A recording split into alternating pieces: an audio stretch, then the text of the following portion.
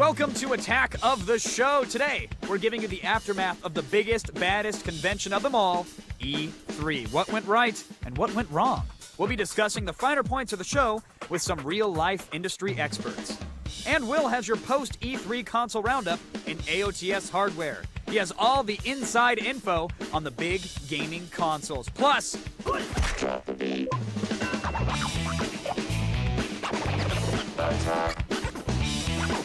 going on here?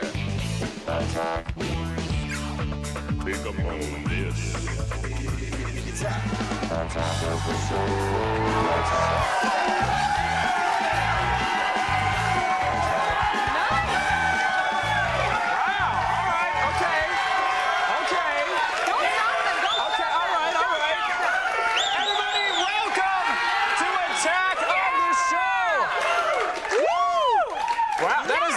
that is the loudest wave file we've ever found on the internet. There's nobody here. It's just us. What's sad is that they were all forced in here. Yeah, they were actually. Yeah. We were prodding them all with electric rods. Hey, everybody, I'm Kevin Pereira. It's Monday, May 15th, and in case you didn't notice, we got a little bit of a new look. But don't worry, I know you all fear change, but this one is actually for the best. We figured this way we're going to get more yearbook signatures. So, I'll sign your yearbook. Thanks. You'll sign mine. That's at least Totally. one for each. All right. Everyone, I am Olivia Munn. Along with your new set, you'll be seeing some new faces, and we're going to give you more of the news you want to know. You ready? Because it's all going to happen right here, right now, on Attack of the Show. That's right. Coming up later, though, I'm going to shoot someone. Who's it going to be and how am I going to do it? Not me, right? No, it's not you. Okay. But you can't miss this, so start calling your friends now. And Zach will be here to give us the latest news in sports junk, from Bonds versus the Babe to Matt Leinart and his new babe.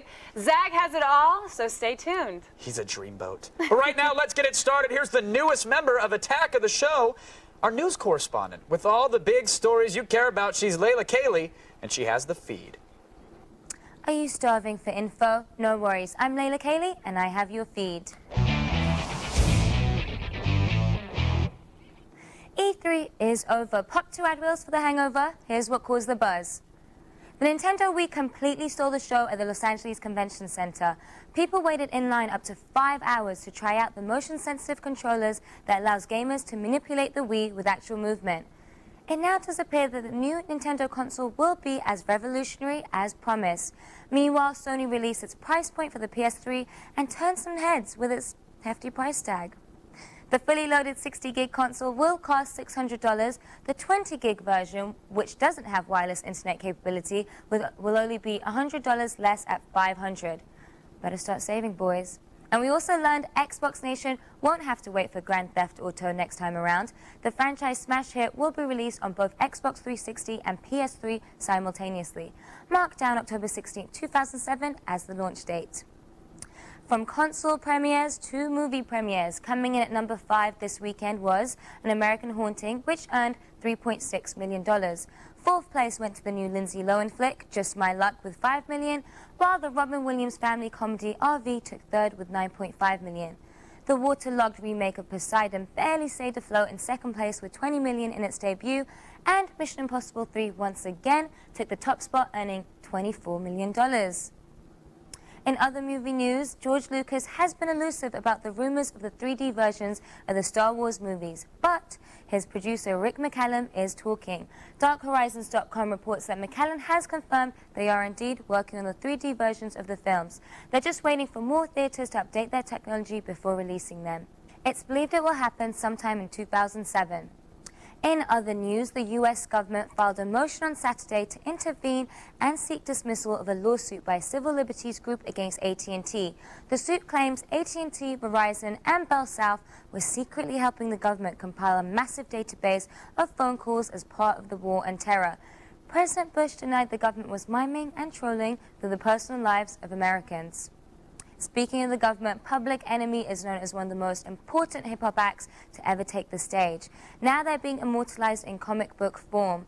Founder and frontman Chuck D, a former graphic design student turned rapper, has always been a comic book fan. Now, 20 years since first declaring that he swings a hammer like the mighty Thor, Chuck Flavor and the rest of the Public Enemy are set to release the first licensed comic book this summer.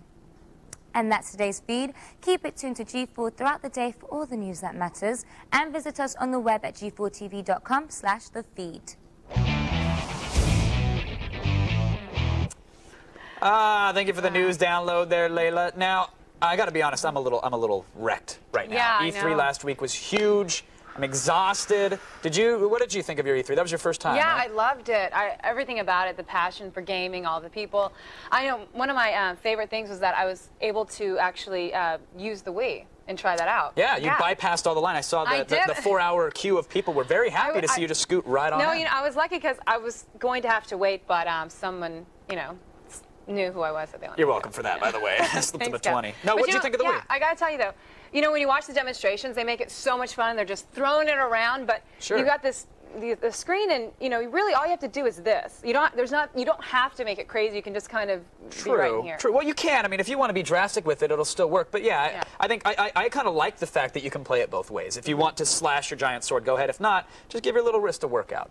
Chances are you don't need it, but you can use it. I know if you you're a don't need gamer. any wrist workouts. No, I'm all ripped. Every night. I'm all man. All right. Okay, now because we care, it's time for the poll question. You voted by text message. And here's a question: which console do you think has the most buzz after E3? Good question. Good question. Nintendo's Wii, PS3, or Xbox 360? Now, we want to hear from you, so your text message should go to G4TXT, that's 44898, to vote and register for AOTS Live News Alerts. Thanks for voting, and keep watching for your results. Yes, I will deliver them. And unlike your girlfriend, we're both going to listen to what you have to say and pretend that it matters. Seriously. I always pretend. But coming up on the show, gunfire. That's right, someone's going to get shot in studio for real. Kev, don't point Sorry. that thing at me. Camera go. All right, and we'll dig even deeper in the aftermath of E3 with an array of gaming experts. Stay tuned. Woo! Here, So what's your name? Hindry, Bill Hindry. I am the events coordinator here at E3 2006. And people always ask me, Bill, what do you do? And I always answer, what don't I do? What do you do? I like to think of myself as sort of a dictator, not a bad one. One of the good ones, like Pol Pot, without the genocide, unless you consider getting rid of disorderly behavior and filthiness genocide. Do you? No. Good. Then I'm like Pol Pot. There it is. E3, my kingdom. There's no handle on this door. There's a ton of responsibility organizing E3. You have to kind of figure out how people work together, managing these large-scale construction events, and making sure people stay safe. So you actually deal in construction? Yes. Not actually constructing anything, but just kind of making sure that people are using the right drill bits, and I watch people as they're building something and then point out what they're doing incorrectly. If there is a rule that is missing, I will make up another rule, distribute that rule. And I think people like that. Be sure to be careful up there. Be sure to my ass. How about that? People don't always like following the rules, but they are there for a reason. And there are a lot of new rules this year, right? The booth babes, yes. Everyone always asks about the booth babes. E3 is a professional convention. We do try to maintain an air of professionalism throughout, but year and year again, there are just certain companies that refuse to comply. Do you see this? This is exactly what I'm talking about. Prominently displayed cleavage. This is nicer. There's no cleavage. There's no nudity. Just a kind of a gory battle scene with probably thousands of brutal casualties. This is family gaming. You can't just let people do what they want, and that includes being sexy. I mean, people are here for video games. They didn't come here for buttocks or breasts, shaking their thing in your face. Surprisingly, Natsume is a big violator. The Harvest Moon developers? Last year they had a booth event called Farm Fun. It was farm animals having sex with people. the animals were in control. You know, they call the farm fun, but there was nothing fun about that. Except they actually did have these nice little bracelets, which I later found out were rings. All right, folks, it's now time to bring together the best minds, the biggest topics, and the hottest debates. It's The Loop.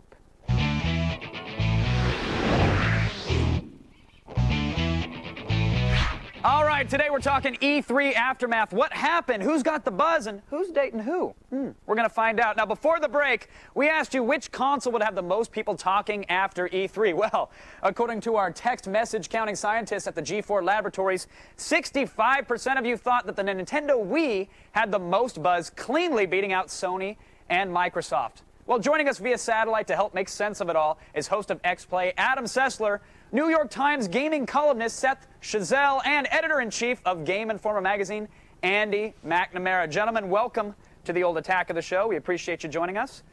We've got to start off here. It was a cutthroat year for next-gen consoles. Lots of craziness going on. Andy, who's the winner in your mind? Who came out ahead? Well, I think anybody can win this contest at this point, but I think coming out of E3, I think Microsoft has positioned itself very well for the future, the next couple of years. They're going to have third-party support and a solid first-party lineup that I think is going to propel them to the top. Now, Adam was nodding in what looked to be agreement, but if I know Sessler, he's a deep man. Is that true, Adam? Do you agree? Yes. I mean, I think definitely for the future, for the rest of the year, Microsoft is in the best position. I would say that at E3 itself, that Nintendo really captured the interest of more people. Like the talk of E3 was the Wii, but if you look at what people showed at E3 and what that means down the road towards the holiday season, Microsoft with some really strong games seems to be in the best position. Now, Seth, longer lines than the men's room at the convention center. Did you get to play with the Wii? Did you wait in line for it? Was it worth it? Was it the hype? Yeah, I actually really liked the Wii a lot. I was surprised, going into it, we'd seen were these various demos and videos from Tokyo, and once you actually get your hands on it, I was surprised, and I was actually a pretty quick convert to using it. Because, Nintendo's whole point is that games have gotten too complicated, there's too many buttons on the controllers, and they want you to be able to pick it up and use it, and it was very intuitive. I had a lot of fun with it.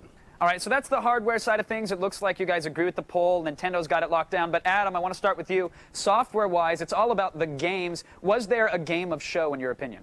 Gears of War. I was so impressed with it. The demo of the single player definitely made me want to play it. And then I got the opportunity to get my hands on the multiplayer, which is unlike just about any other multiplayer I ever got my hands on. I think primarily because you really have to play the game as it's supposed to be played. It wasn't like, say like with Quake or Doom, where you can jump around to try to avoid shots from people. It was a very dark, hardcore, intense multiplayer. Andy, your thoughts? Game pick for you? I can't believe I'm agreeing with Sessler again, but Gears of War was my game of the show as well. It is truly intense. It is going to be the hottest game this holiday season, without a doubt. All right, enough with the Gears of War love. Seth, I'm assuming it's a different game for you, right? Come on, give me something. Well, I'm really bad at console shooters, so it can't be Gears of War for me. For me, it's got to be Spore. And now, of course, Spore was there last year, but Will Wright seems to have done it again. I mean, just the scope and the generosity of spirit and the depth in Spore is fantastic. But given that Spore was there last year, I got to go with another game. I'm going to go a little bit out of the box. I'm going to go with Madden for Wii. That was the game where I felt I picked it up and I was actually able to start throwing passes. And Madden's one of these games that I've always sucked at. And with the Wii, I could actually get into it and start having fun right away. All right, awesome. I can't wait to see you slide tackle your own lazy boy sofa because you're getting into the game. Enough with the Wii, though. Let's talk PlayStation 3. Price point was announced. A lot of people were wondering if they were going to say anything about it. Seth, in your opinion, I mean, it could be $1,000 before we're out the door with the console and a game and another controller. Is that too crazy? Is this going to scare away the most of the gamers out there? Yeah, I mean, this is one of the reasons why Microsoft came out of the show so well positioned, because not only is the PlayStation 3 going to be so expensive, but you're not going to be able to find one. I mean, not only is the price point $500, $600 before you get to software, but it's going to sell out regardless. The publishers, though, they're more concerned with the actual quantity of units that'll be available. They're only going to have 2 million available worldwide at launch, 4 million by the end of the year, and only 6 million by the end of March of 2007. So basically, as a practical matter, for like any normal person who doesn't have a hookup at GameStop or with their Walmart manager, to be able to actually walk into a store and get one is going to be until next summer. And that's why Microsoft is so well positioned right now. Now, Andy, you're not a cable television darling like Adam Sessler over here. And so my question is, are you going to be an early adopter or are you going to wait for the price to drop on this one? Oh, I think you move in and get it quickly if you can. If you can afford it, why not? I think it's going to be pretty impressive. It is easily the most powerful hardware out there with the addition of the new controller and what it can do. It's got everything. It's everything but the kitchen sink. So if you can afford it, Yeah, but you're over under on eBay. That's right. It is going to be tough. Adam, are you concerned? Your at all? over under on eBay has got to be like $1,500. Yeah, Seth brings up a point. It could be $1,500 or more on eBay when this thing comes out. Are we going to see a shortage like we did with the 360, or are people going to be less likely to hoard consoles because of the price point? I really I've wondered what's going to happen. I don't know if I think with the shortages and the fact that we're so, like right now we are talking about there are going to be shortages, people are really going to start looking at the 360. I'm almost wondering if there may just kind of be a really big shrug at the launch of the PlayStation 3. The people are like, these games don't look all that good. It costs $600. It's going to cost all this much more if I want to get games for it. Maybe I'll just go ahead and get the Xbox 360. Yeah, I'm still waiting for the next gen fan division myself, so. I mean, you know that Gates and Peter Moore have more cards up their sleeve, and that they could very easily announce a price cut right before the PS3 comes out to put even more pressure on That's exactly what I think is going to happen. I think it's going to drop by, I bet around $100. And you know what? Nintendo and Microsoft could get together and say, buy a Wii, buy a 360. It's still less than a PlayStation 3. Well, those kind of discussions are starting to happen already, and that's why I want to ask you, Adam. I was at the Nintendo press conference. We saw some gameplay happen on the screen, and at any other conference, people are pointing out, are these graphics next gen? Are they as polished and shiny as they should be? People didn't seem to care at the Nintendo conference. Are they banking on the fact that the graphics aren't going to matter for them in next gen? I think so. For Nintendo, they do. And also, a lot of their signature games like Mario and Zelda, the nature of the graphics is more the art style than, like, the clarity of the textures. Also, and I was there with you, and once they started playing it with the Wii controller, you really didn't care that much about the graphics. Curiously, I could not see much of a difference in graphical quality between the PlayStation 3 and the Xbox 360. So once again, what's going to make the difference for me there? The quality of the games, and that quality is what I think Microsoft has. All right, Andy, I want to actually give you the final word. Nintendo, are the graphics going to matter for them or not? I mean, they have to have some measure of graphical quality, but I don't think they're going to matter. I mean, the Wii's fun. Everyone wants to see it. It's a sight to see. You got to check it out. It will be hot this holiday season as well. But the problem with Wii is that it's going to be a great vehicle for making Nintendo money. The problem will be, will third parties actually be able to make any money with it? And if they can't, there won't be games from third parties on it. Excellent question, Andy. Gentlemen, I want to thank you so much for joining us for this little discussion here. Everybody, that's the digital water cooler. That's how we chat. And if you want to keep in the know, you got to watch The Loop. We're just warming up here on Attack of the Show. Olivia, tell them why we're the one-stop source of pure informational joy, would you? Because we're revolutionary, Kevin. And still ahead, we'll prove it with guns. Blood will be involved. And even more revolutionary, the AOTS hardware console roundup. It gets oh so dreamy when Attack of the Show continues.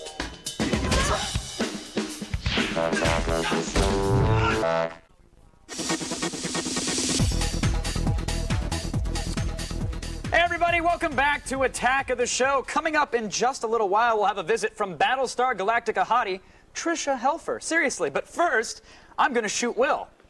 No, seriously, I'm gonna just yeah. Dude, this shirt's new. Got some spray on me too. Wow. All right, obviously Will's not dead. We're just playing around, folks. A little something called squibs, and who better to explain how these things work than professional special effects expert John Kazin. John, welcome to the show. Oh, thanks. You didn't warn me about the splash damage. It's tasty though. Well, Karo syrup and food coloring. Gotcha. Now, what is a squib exactly? We've heard this term a lot. We hear about it on sets. They fired off a bunch of squibs. What are they? Well, a squib is basically a small pyrotechnic charge, and it fits inside a bullet shield here. Okay, and what that does is that takes all of the energy and forces it out like it did through Will's shirt. And what we do is we take a big chunk of foam. And now this protects. Unfortunately, this protects Will. Unfortunately, this protects Will. All right. We put that behind our bullet shield, and then we take our blood bag, and in this case, this would be a really large one. Place that over it, and then this gets taped on the back of our wardrobe, and then on cue, we set it off, and that is your result. Now I'm looking at it over here, and Will looks like he's in his third trimester. He's looking a little plump here. Is there?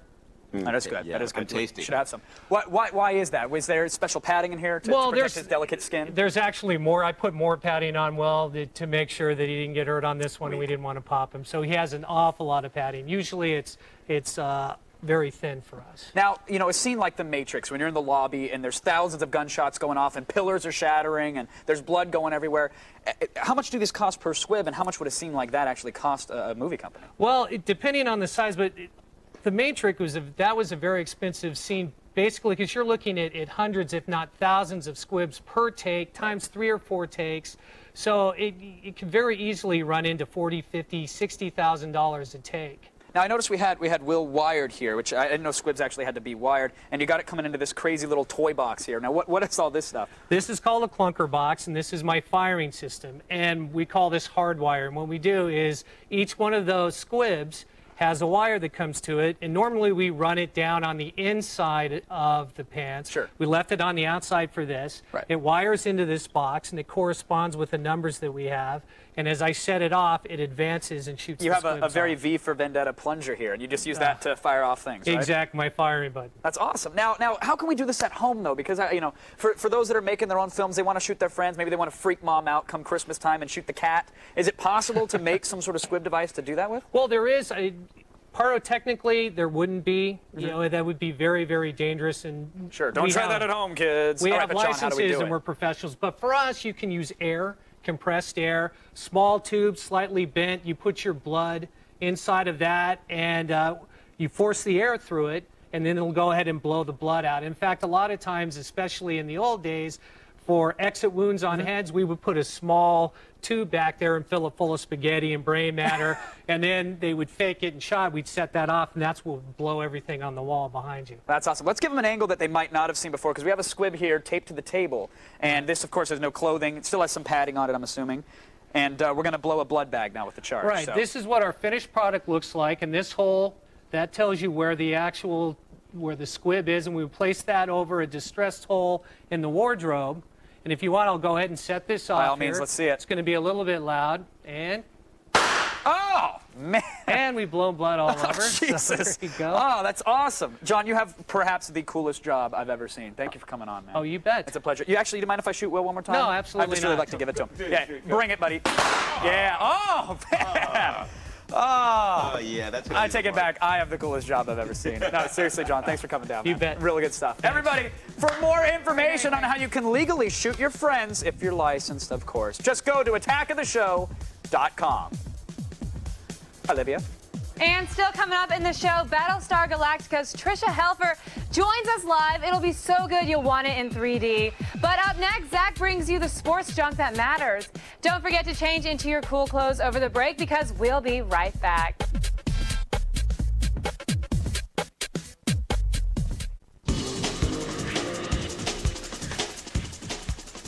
Welcome back to Attack of the Show. I am Olivia Munn. Now, coming up in this half hour, we'll have Battlestar Galactica star Tricia Helfer live in studio. She's hot.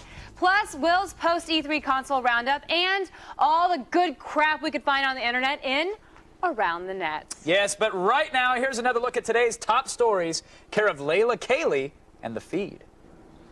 And now it's time for the Feed recap, all the news you need to know. E3 has ended and we have the fallout. The Nintendo Wii completely stole the show this past week. Endless lines wrapped around the convention center, all waiting to try the new motion detecting controller that appears to fulfill the promise of being truly revolutionary. Meanwhile, Sony released its price point for the PS3. The fully loaded 60GB console will cost $600, while the 20GB version will cost $500. And we also learned Grand Theft Auto 4 will be released on both Xbox 360 and PS3 simultaneously. Let the countdown begin to October 16, 2007. Also coming in 2007, the 3D versions of the Star Wars trilogy. George Lucas producer Rick McCallum recently confirmed that they are indeed working on the 3D film versions. That's today's Feed recap. Keep it tuned to G4 throughout the day for all the news that matters. And visit us on the web at g4tv.com/thefeed. Let's go to Zach, because he's the man. Oh, I love your little fake accent. And now, we're putting sports in a blender and filtering out the crap. It's sports junk.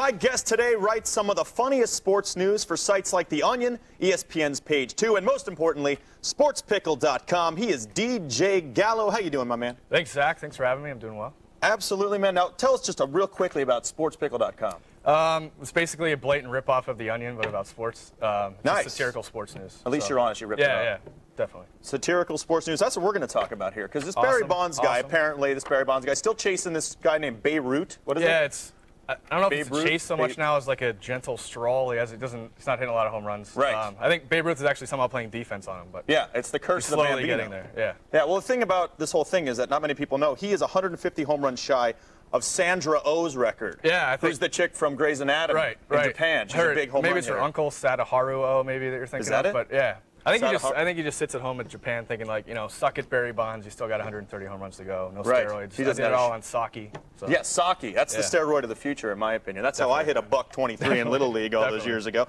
Now let's talk about my boy Matt Leinart. I love the guy. Right. USC, going to Arizona to play for the Cardinals, but he was recently caught sneaking out of Paris Hilton's house with a little bundle of clothes beneath his arm, looking a little guilty and probably smelling like some sort of disease. What do you think about this decision? I don't know if the guy went insane because he dropped all the way to 10th and went to the Cardinals, but if he's not insane already, he's going to go insane because he's going to get syphilis. Yes. But seriously, I don't know what he's thinking. I guess he went to the Cardinals, thought, screw it, I'm just going to destroy my whole career. I'll go after Paris Hilton and cut my losses. The thing is, Michael Vick, he apparently used a fake name, a pseudonym, when he got his STD test. Right. I think his name, what was his name? Ron Mexico. Ron Mexico. Now that is a fake suit. That is a great name. I think Matt Leinart and Nick Lachey are sitting at home thinking of poor names that they can use to go How get their about STD test. Steve El Salvador? I like it. Anything with like a nice South American, Central American name. Central American country as a last name and a first name. Guatemala. I like that. Eddie Guatemala. Yeah. I used to bowl with that guy. He was good. Yeah. He's like the Jesus. He was really good. Yeah, he was excellent. Yeah. Tell me about Albert Pujols. As you may or may not know, Albert Pujols has 19 home runs already. He's on pace to hit 83, but a lot of people are saying a couple of those happened in Coors Field. So without the thin air in Colorado, he'd probably only be on pace to hit 81. Yeah, it's not really that impressive, 81 home runs. But, no. he may pass Bonds this year. Yeah. Which is impressive. He's probably not on steroids, but I do think he's about 45 years old. He's on sake. Yeah. He's supposed to be 26. He's got the male pattern baldness. He's built and his last name, how do you live with that? Pujols, that is not good. Pujols. It's a great name, though, to get little kids involved in baseball. It sure is. What little kid doesn't like to say Pujols? We all do, DJ, and thank you so much for stopping by. I'm going to throw this one to Kevin and Olivia to see what's coming up next. Still coming up in the show, Will O'Neill has the post-E3 console roundup in AOTS Hardware. He'll tell you which company was sporting the most power on the showroom floor. Nice. Oh, also, Battlestar Galactica's Tricia Helfer slinks onto our set and maybe kills an intern or two. Which one? Can't tell you, but the Weasel's about to go pop after the break. But first, here's a clip from the new movie Poseidon, which is in theaters now. Okay, baby, it's your turn. Hell no, Lucky Larry's ready to go. What? Oh, yeah. Right, sorry. Yeah, I forgot. Big hero. Rescued all those women and children from the fires. But you're not the boss anymore. Hey, who's shooting at us?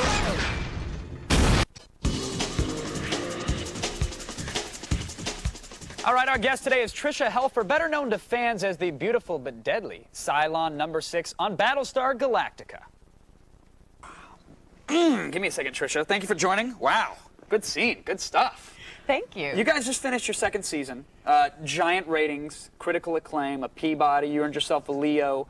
Clearly, you're ready to throw in the towel, right? You're sick of this. You're done. You're ready to quit. Oh yeah, I'm just done. I heard you in the hallway talking to your agent. Enough is enough. Is I think the line that I heard. I mean, when is this crazy train going to stop for you? I think the way we all look at it on set is that we're just getting going.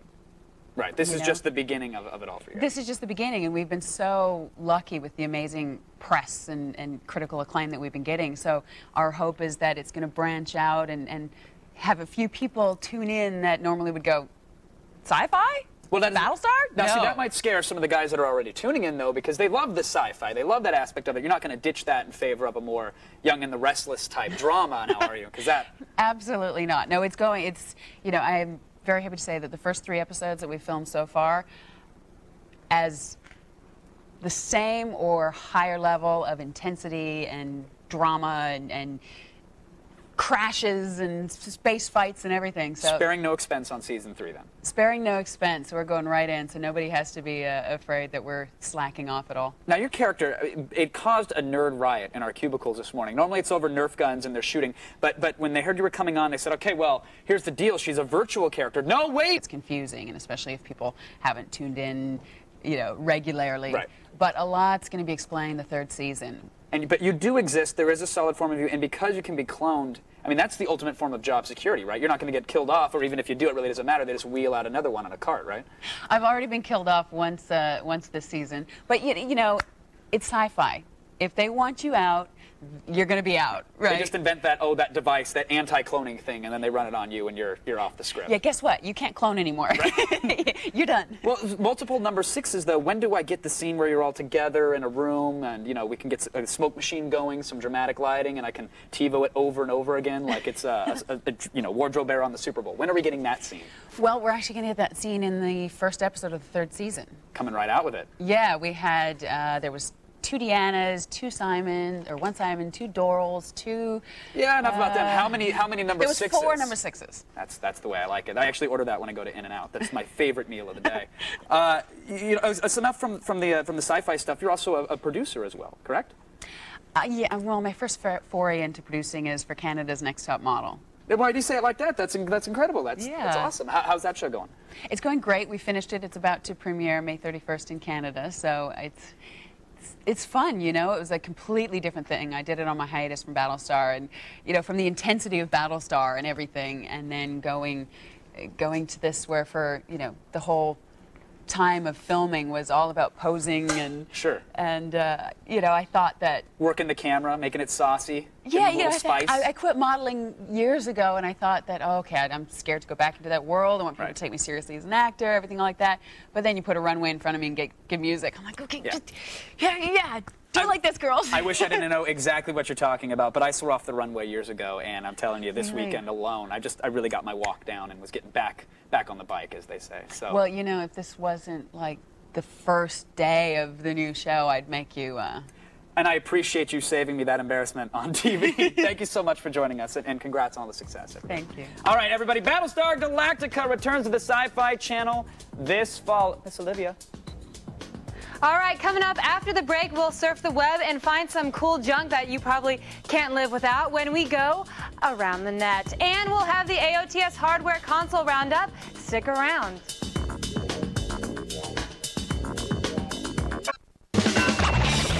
What's going on here? Now, we've all been there. You've got high-speed internet access, but no clue what to do with it. Yeah. Well, I have a dial-up, but here's a little serving of some of the best that the internet has to offer. Prepare yourselves to be taken around the net.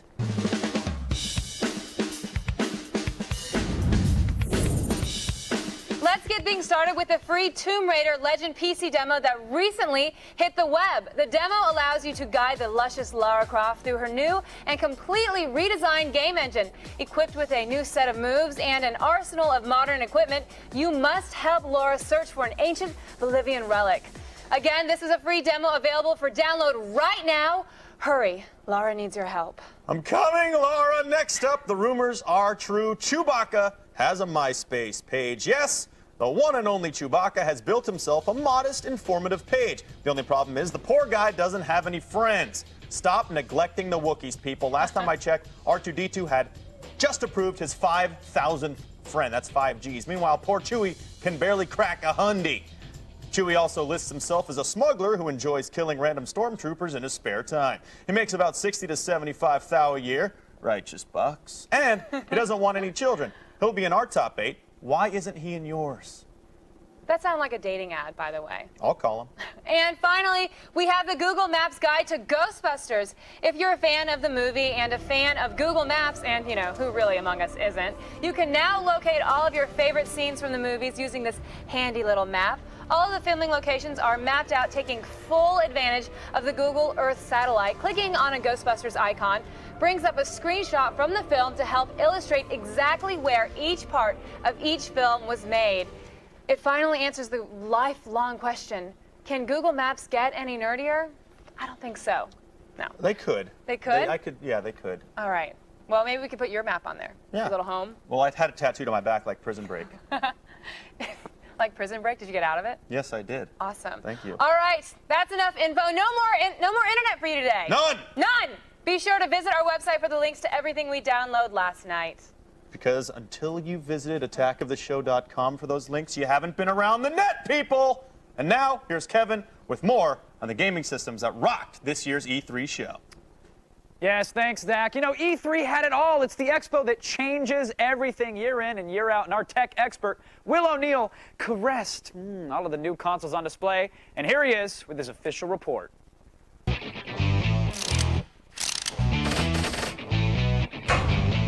For console gamers, E3 2006 is about three things: the Xbox 360, Sony's new PlayStation 3, and the unfortunately named Nintendo Wii. Now, I know not everybody has enough cheese to buy all three machines. Platform wars, they suck. Do I wait? Do I pull the trigger now? That is the question. What's the best thing about the Xbox 360? Simple, dude. You can buy one today. Xbox 360 changed the way gamers think about hardware. More than just a gaming machine, the Xbox 360 is a full-fledged media center. Plus, Microsoft has really stepped up Xbox Live, making it a great choice for online gamers. Price-wise, things don't come cheap, especially with the introduction of the external HD DVD player. But if you want to buy something now, Xbox is it. If you've already jumped on the Xbox bandwagon, fear not. It's not like you're sitting on a ColecoVision. Face the facts, Bob. The reigning king of console gaming is the PlayStation. And with the PS3, Sony shows us they're not slowing down. At CES, Sony announced that all PS3s would ship with Blu-ray players. So if you're looking for a unit that comes fully loaded out of the box, PS3 won't let you down. We played Gran Turismo on the PS3 and it looks amazing, even better than Project Gotham Racing on the Xbox 360. But start saving your money now. A fully loaded PS3 will set you back about $600. After it ships, expect to see a boatload of games come down the pike. The kids at Nintendo are banking on this sweet new controller to lure in young, impressionable gamers. While E3 was a buzz over the Wii controller, price is also going to be a big part of the story. While no pricing structure has been officially announced, expect it to come in way under the PS3 and Xbox 360. While it may not match the muscle of those platforms, Wii still delivers decent performance. Now, if you like Madden or killing people in titles like Halo, then the Wii may not be the platform for you. But for all you Mario-loving mothers, this controller is spankalicious. When it's all said and done, I see it breaking down like this. If instant gratification is your thing, then the Xbox 360 is the way to go. And now that the external HD DVD drive is on its way, you should be set for a long time. If you can wait till sometime this fall, the PS3 is going to be money. Fully loaded with Blu-ray and games coming out the ass, the PS3, it's going to have it all. And for you adventure geeks, the Nintendo Wii's controller may be worth waiting for. It's cool, it's addictive, and damn it, it's cute as a button. All right, that's it for me, three kids. Hopefully I cleared up some of your questions. Now, excuse me, I'm going to go try to hit that. Yeah, cute as a button, Will. Yep, Very good nice. times, good No, times. I appreciate the rundown on the hardware, Yeah? but I got to call you out on one thing. Go ahead and say There's it. no way in hell Gran Turismo looked better than PGR3. Okay. Well, okay, here's the thing. I have an Xbox 360. I've been playing PGR for months. I think it's sort of like, you know, I've had it at home for such a long time. The idea of something new was interesting, you know? Okay, Yeah. all right. So you've been with the wife for years. Yeah. The girlfriend on the side is nice. But like you to with your have every now and boyfriends. then. Same diff. You know? My boyfriends are high def, though. That's true. Stay where you are, everyone. We'll be answering your video voicemail right after the break.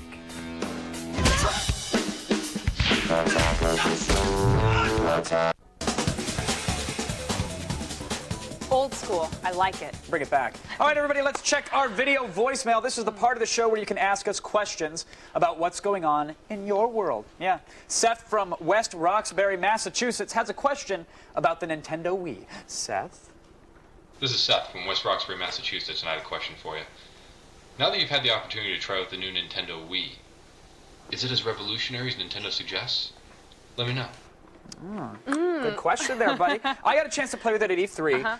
Unfortunately, I only got to play the little tennis game, which is not the most revolutionary example of the Wiimote technology. But I'm excited for what this means for the future of gaming, though. Yeah, well, you know, I played it too, and I'm not an expert like the rest of you guys here yet, but I gotta say, I've got to see a lot more games before I can actually say revolutionary. Very, very safe to say. Will O'Neill got a chance to play it. Yeah, now, Will. maybe you can be the voice of reason With all this the crazy middleman Wii between talk. us, crazy Yes. Wii. For once, be the voice For of once, I'll be reason. the voice of something. What'd you think of the Wii? It's kind of cool. It sort of felt a little bit gimmicky at first. I don't really want to jump around my apartment swinging that thing. You don't want to catch your hand in a ceiling fan? Yeah, not really. And I'm old school. Like a gamepad works perfectly fine for me when I'm playing a game. But, you know, I guess the kids will like it. All right, so you're not going to be waiting in line. You're going to pay an intern to do it for you. Kevin, I don't wait in lines. That's right. You're too talented. Everybody, that's our show for today. Thank you so much for stopping by the all-new Attack of the Show. All right, and thanks to our guests, Tricia Helfer, DJ Gallo, John Kazin, Seth Chazelle, and Andy McNamara, and Adam Sessler. Bye, everyone.